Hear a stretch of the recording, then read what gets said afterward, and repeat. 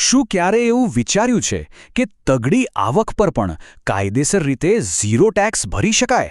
મોટાભાગના લોકોને લાગશે કે આ અશક્ય છે, પણ જવાબ છે હા, બિલકુલ શક્ય છે. તો ચાલો આજે આપણે એક એવી જ જબરદસ્ત ફાઇનાન્શિયલ પ્લેબુકના પાના ખોલીએ જે શીખવશે કે આ જાદુ કેવી રીતે કરી શકાય. આપણે જાણીશું કે રોજિંદા પગારમાંથી ટેક હોમ સેલરી કેવી રીતે વધારવી અને મોટી ખરીદીઓ પર ટેક્સ કેવી રીતે બચાવી શકાય. ચાલો બે રોજિંદા સેલરી હેક્સની વાત કરીએ. પહેલો છે એચઆરએ હેક. જો કોઈ પોતાના માતાપિતા સાથે રહેતું હોય તો તેમને કાયદેસર રીતે ભાડું ચૂકવી શકાય છે. આનાથી એચઆરએ કપાતનો દાવો કરી શકાય અને જો માતાપિતાની આવક ઓછી હોય તો એમને મળેલી રકમ પર લગભગ કોઈ ટેક્સ જ નહીં લાગે. બીજો છે એલટીએ હેક. 4 વર્ષના બ્લોકમાં 2 વાર પરિવાર સાથેની મુસાફરીના ખર્ચ પર ટેક્સ છૂટ મેળવી શકાય છે. હવે વાત કરીએ એક મોટી ખરીદીના સુપર હેકની. ધારો કે એક નવી કાર ખરીદવી છે. 2 રસ્તા છે. એક, સ્ટાન્ડર્ડ કાર લોન, જેના હપ્તા ટેક્સ કપાયા પછી બચેલા પૈસામાંથી ભરાય છે, અને બીજો, કોર્પોરેટ કાર લીઝ, જેના પૈસા ટેક્સ કપાતા પહેલાં જ પગારમાંથી ચૂકવાય છે. આ એક નાનકડો તફાવત છે, પણ પરિણામમાં આસમાન જમીનનો ફરક લાવી શકે છે. અને આ જ જાદુ છે કોર્પોરેટ કાર લીઝિંગનો. આ વિકલ્પમાં કારનું ભાડું, ડ્રાઈવરની સેલેરી અને ફ્યુઅલ જેવા ખર્ચ પ્રી ટેક્સ સેલેરીમાંથી એટલે કે ટેક્સ લાગ્યા પહેલાં જ કપાઈ જાય છે. પરિણામ, આપણી મનપસંદ 17 લાખની એસયુવીની નેટ કોસ્ટ લગભગ અડધી થઈ જાય છે. આનો અર્થ છે લગભગ 50% સુધીની બચત. દરેક દેવું ખરાબ નથી હોતું. કેટલીક લોન તો ટેક્સ બચાવવા માટે એક પાવરફુલ ટૂલ બની શકે છે. આ વિભાગમાં આપણે એ પણ જોઈશું કે પરિવાર સાથે રોકાણ કરતી વખતે એક સામાન્ય ભૂલથી કેવી રીતે બચી શકાય, જેને ફેમિલી ટ્રેપ કહેવાય છે. આ બે લોન જુઓ. એજ્યુકેશન લોન પર સેક્શન 80E હેઠળ 8 વર્ષ સુધી ચૂકવેલા વ્યાજ પર કોઈપણ લિમિટ વગર ડિડક્શન મળે છે. અને જો પતિ-પત્ની ભેગા મળીને હોમ લોન લે તો બંને વ્યક્તિગત રીતે ડિડક્શન ક્લેમ કરી શકે છે. એટલે કે કુલ 7 લાખ રૂપિયા સુધીની કપાત. આ તો ડબલ ફાયદો થયો.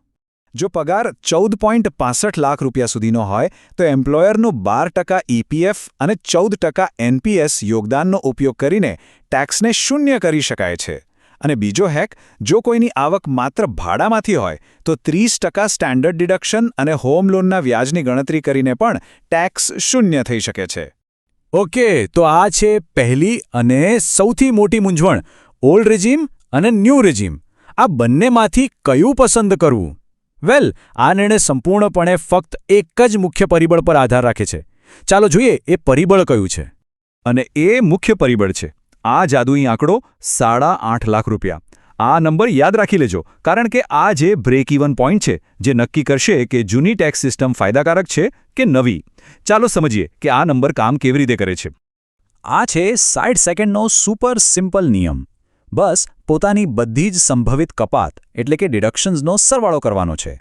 જો આ ટોટલ 8.5 લાખ રૂપિયાથી વધારે થાય તો આંખ બંધ કરીને ઓલ્ડ રિજીમ પસંદ કરી લેવી, અને જો એનાથી ઓછો થાય તો ન્યૂ રિજીમ જ બેસ્ટ છે.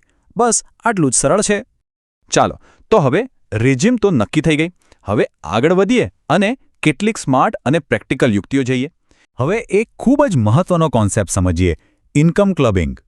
સાદા શબ્દોમાં આ એક નિયમ છે જે કહે છે કે જો કોઈ વ્યક્તિ પોતાના જીવનસાથી કે સગીર બાળકને પૈસા ભેટમાં આપે અને એ પૈસામાંથી કોઈ આવક થાય તો એ આવક પર ટેક્સ ભેટ આપનારે જ ભરવો પડશે, લેનારે નહીં. અને આ જ છે એક ક્લબિંગ ટ્રેપ.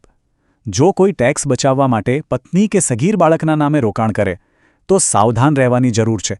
એમાંથી જે પણ આવક થશે એ રોકાણ કરનારની પોતાની આવકમાં જ ગણાશે. ટેક્સનો બોજ એક બુમરેંગની જેમ ફરીથી પોતાની પાસે જ પાછું આવી જશે. તો આ ટ્રેપથી બચવું કેવી રીતે? વેલ, એના 300% કાયદેસર રસ્તા છે. પહેલું, પીપીએફ રૂટ. પત્નીને પૈસા ભેટ આપીને એમના નામે પીપીએફમાં રોકાણ કરાવો. પીપીએફનું વ્યાજ સંપૂર્ણપણે ટેક્સ ફ્રી છે. બીજું, 18 વર્ષથી વધુ ઉંમરના બાળકને ભેટ આપો, કારણ કે એમના પર ક્લબિંગના નિયમો લાગુ નથી પડતા. અને ત્રીજું, માતા-પિતા કે સાસુ-સસરાને પૈસા ટ્રાન્સફર કરો, જેઓ નીચા ટેક્સ બ્રેકેટમાં હોય. હવે આપણે કેટલીક એવી એડવાન્સ્ડ પણ સંપૂર્ણપણે કાયદેસર પદ્ધતિઓ જોઈશું જે આપણા નાણાંને ટેક્સની દૃષ્ટિએ વધુ સ્માર્ટ અને કાર્યક્ષમ બનાવશે. શું તમે HUF એટલે કે હિન્દુ અનડિવાઇડેડ ફેમિલી વિશે સાંભળ્યું છે? કાયદાની નજરમાં આ એક અલગ વ્યક્તિ એટલે કે કરદાતા છે. HUFનો પોતાનો પાન કાર્ડ હોય છે અને એને પણ વ્યક્તિની જેમ જ બધી ટેક્સ છૂટ મળે છે. મતલબ કે એક જ પરિવારમાં એક વધારાનો કરદાતા ઊભો કરી શકાય. પણ યાદ રહે, કોઈ પોતાની કમાણી HUFમાં નાખી શકતું નથી. તો માસ્ટર સ્ટ્રોક શું છે? વારસામાં મળેલી મિલકતને વ્યક્તિગત રીતે લેવાને બદલે સીધી HUFના નામે લો. આનાથી ડબલ બેનિફિટ્સ મેળવી શકાય છે. શેર બજારમાં પણ ટેક્સ બચાવવાની સ્માર્ટ રીતો છે. પહેલી છે પ્રોફિટ હાર્વેસ્ટિંગ. દર વર્ષે 1.25 લાખ સુધીનો long term capital gain book કરી લો. આટલી રકમ સંપૂર્ણપણે કરમુક્ત છે. અને બીજી છે લોસ હાર્વેસ્ટિંગ. જો સોના જેવી કોઈ એસેટમાં નુકસાન થયું હોય તો એ નુકસાનને ઇક્વિટી જેવા બીજા રોકાણના નફા સામે સેટ ઓફ કરીને ટેક્સ ઘટાડી શકાય છે. હવે વાત કરીએ લાંબા ગાળાની. આ એક મેરેથોન છે, સ્પ્રિન્ટ નથી. ચાલો હવે લાંબા ગાળાની સંપત્તિ બનાવવા અને ટેક્સ એફિશિયન્ટ રિટાયરમેન્ટનું આયોજન કરવા પર ધ્યાન કેન્દ્રિત કરીએ. રિટાયરમેન્ટ માટે શ્રેષ્ઠ શું? ત્રણેય વચ્ચે એક શોડાઉન જેવું છે. EPF સૌથી વધુ સલામતી અને 100% ટેક્સ ફ્રી મેચ્યોરિટી આપે છે. NPS શિસ્ત અને વધારાના ટેક્સ લાભો આપે છે, પણ એમાં 40% રકમ એન્યુઇટીમાં રોકવી ફરજિયાત છે.